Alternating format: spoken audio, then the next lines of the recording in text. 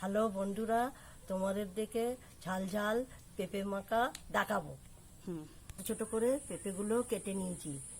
এবার লঙ্কা ধনেপাতা নিয়ে পিষে নিচ্ছি।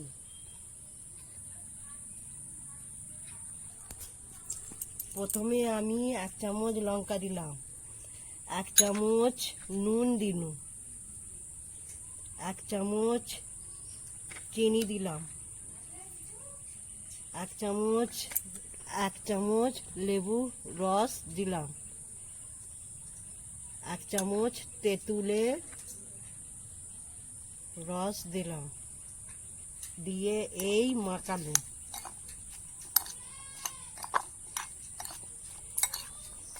পেঁপে মাখা তৈরি হলো। এবার আমি একটা খেয়ে দেখছি।